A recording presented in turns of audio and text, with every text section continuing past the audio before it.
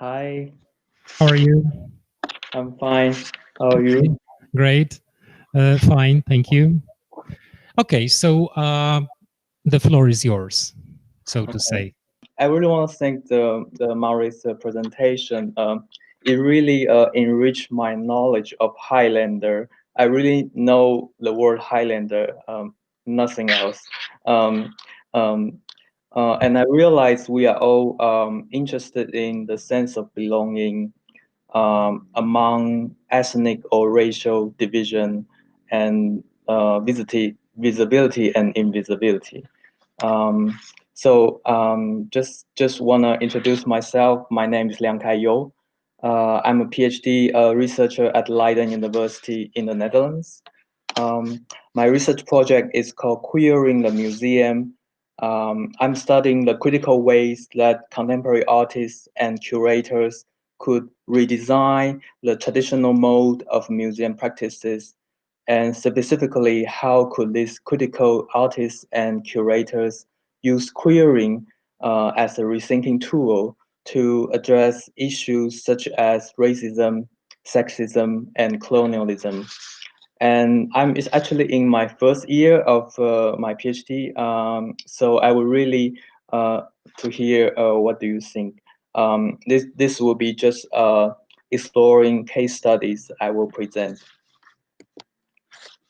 So I want to start with an activist intervention into a queer art exhibition, Art Aids America, at Tacoma Art Museum in 2015.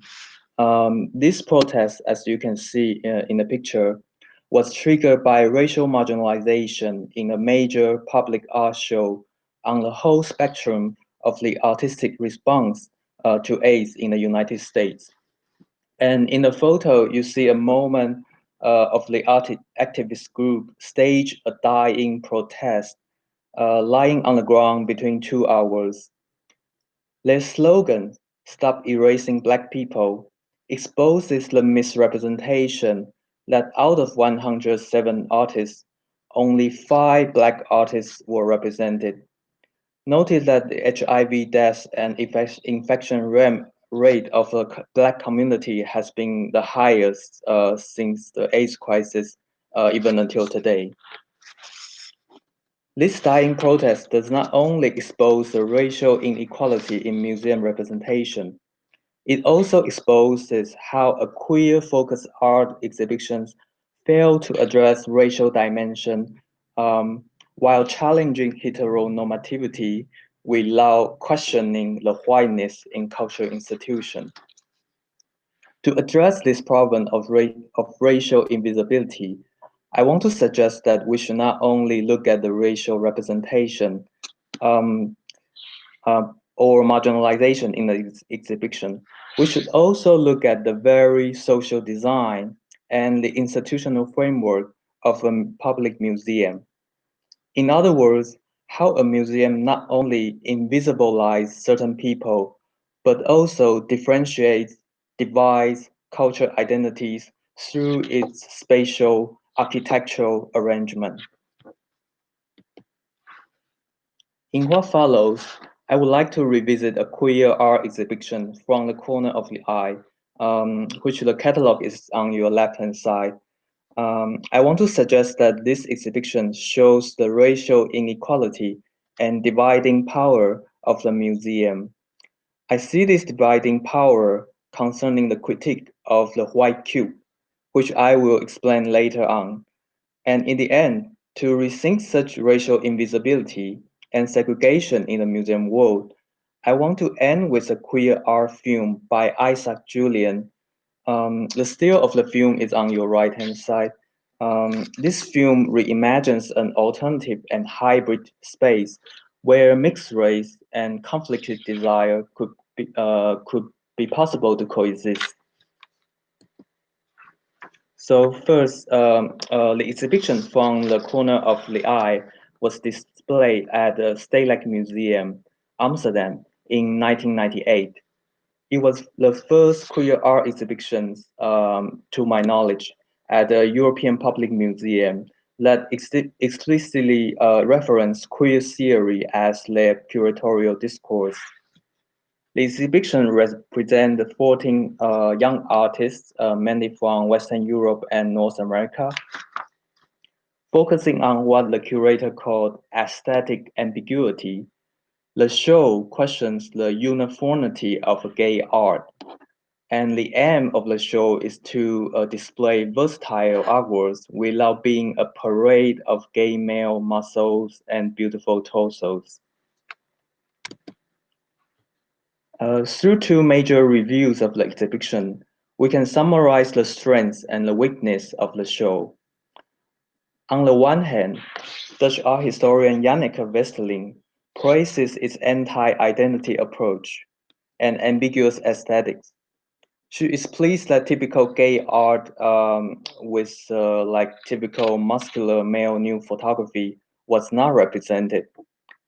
Rather, quite a divergent bodies such as Swiss artist Ugo Rondione, whose multiple self-portraits on your left-hand side present himself as an androgynous fashion model, and New York-based French artist Nico Eisenman, whose mixed installation assemble diverse lesbian erotic drawing and ready-made objects on your right-hand side.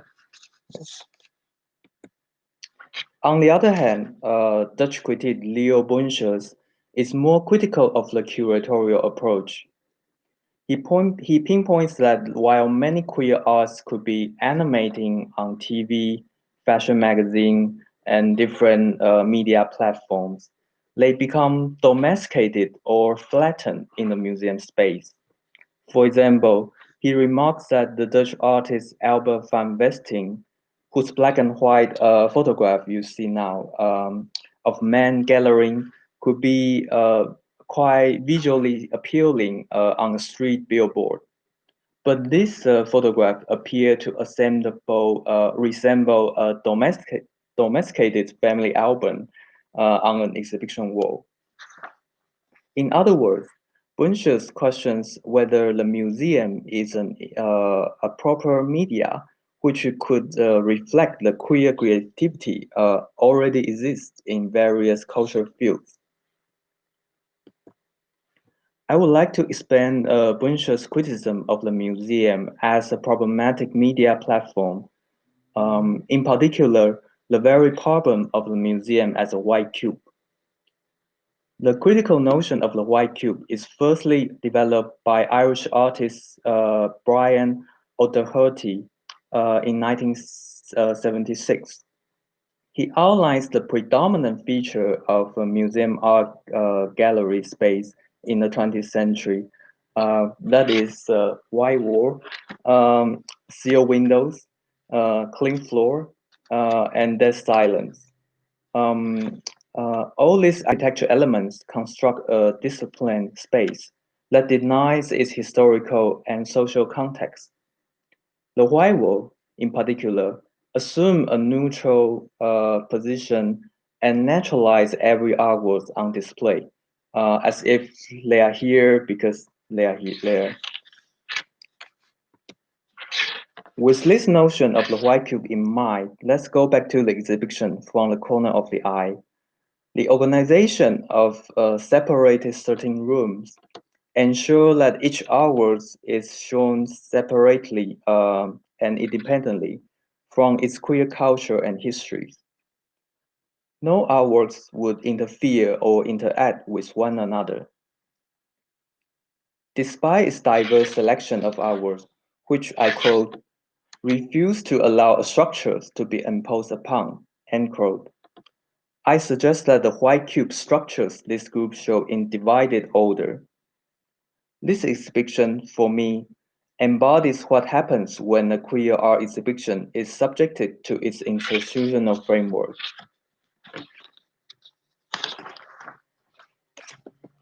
Through my archival research of this exhibition history, I find that the division of the white cube does not only isolate individual work, it also divides types of cultural identities among museum exhibitions. Intriguingly, none of the media reviews criticize the almost non-existent media representation of artists with non-white or non-Western backgrounds. Not incidentally, Tropenmuseum, the ethnographic museum in Amsterdam, organized an exhibition on the same year titled Black New Identity. It features artists of colors as well as issues of sexuality.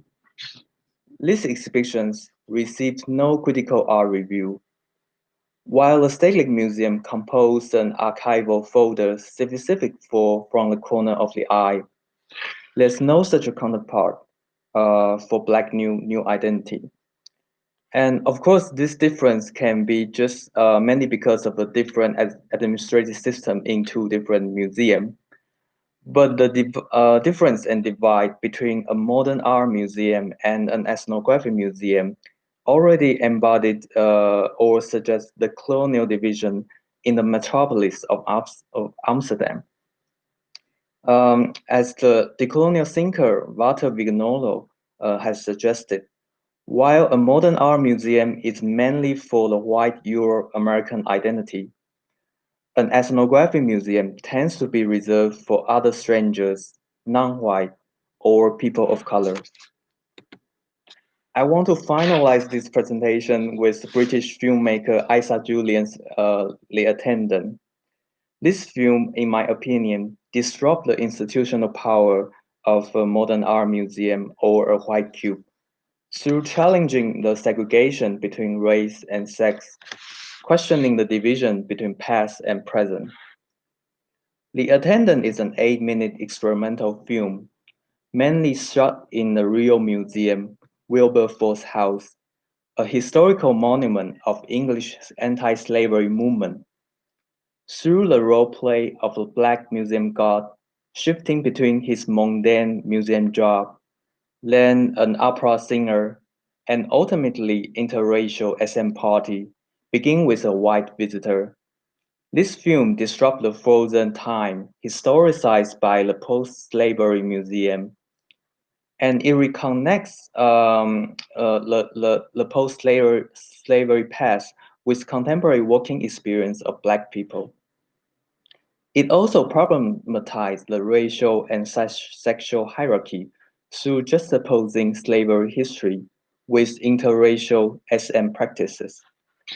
Rather than a singular Black subjectivity, Julian's film reimagines an interracial space where different bodies and desires encounter with one another. What I mainly wanted to compare here is this experimental film with the exhibition. While Julian's film creates a sense of social gathering, a trans-historical conversation with slavery history, the exhibition in Amsterdam, subject to its white cube aesthetics, limits the conversation within contemporary Western-centric art without critical engagement with a more diverse queer history. Also, the two separated museum exhibitions, one in modern art, another in ethnographic, is a kind of segregation in museum world.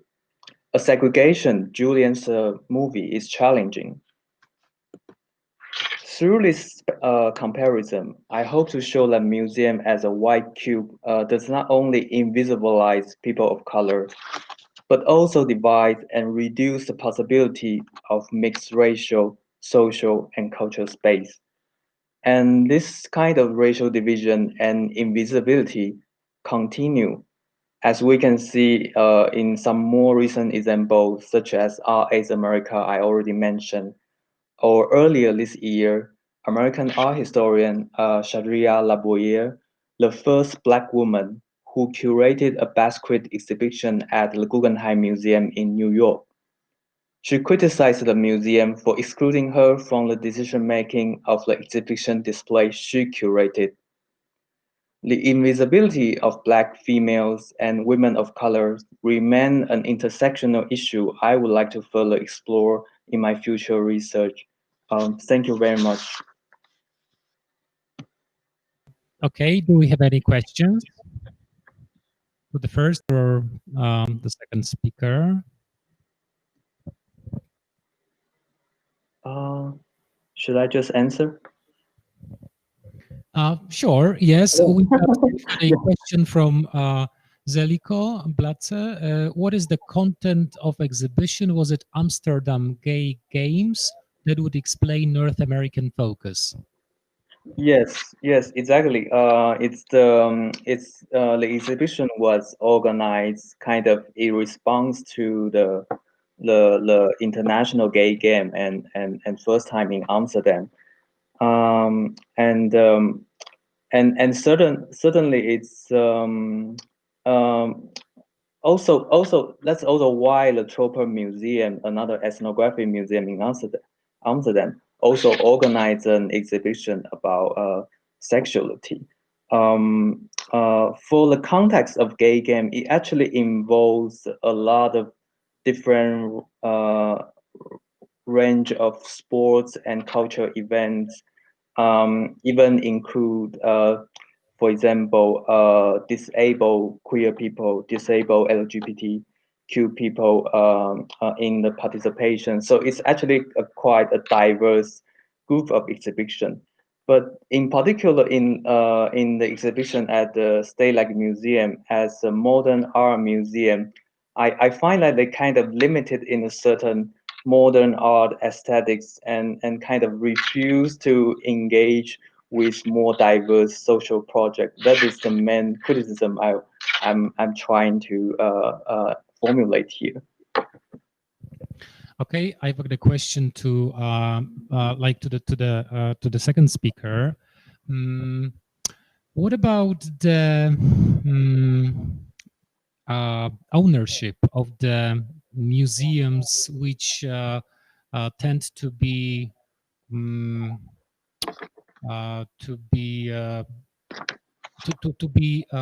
excluding like diversity? Are they like state owned or like private enterprises? Have you looked into this issue or? Thank you for this question. I think this might even maybe broadly connect with the class issue placed.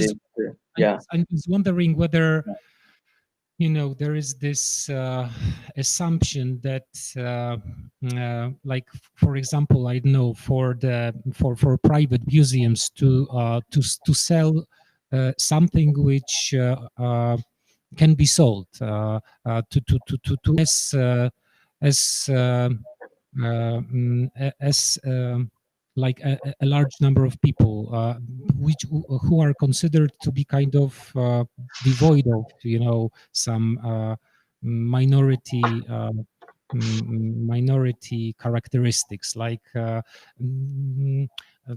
know private enterprises might have this vision of a white heteronormative kind of tourist or visitor wanting to enjoy just the aesthetic, the aesthetics, not really wanting to feel threatened or to feel guilty by some diversity, some perplexing diversity, or some diversity which can be threatening for his or her ego or the way that he or she has been living her or his life, like so I'm just I'm just thinking about the motivation, kind of the financial motivation behind such an erase of diversity. Thank you very much. I think this is really an important question to be explored further on. I haven't really looked into this. I would call it like a class of modern art audiences, which are actually very limited in a certain groups. I just recall this kind of temporary event a few years ago, also at the Stedelijk Museum in Amsterdam. It's called Queer is Not a Manifesto, and it's actually just a one-night event, and which kind of invite a very diverse group of queer artists, researchers, queer of refugee groups, sex workers, to enter the museum in just one night, and they have this open door policy, which if you identify yourself as queer or people of color, or people with different backgrounds, you can get a free entrance, and it caused a kind of controversy or debates within the museum organization and also some other audience, claiming that white people is also a particular group and shouldn't be discriminated in this policy, and I think this kind of show the interesting tensions of class and social groups among museum audience.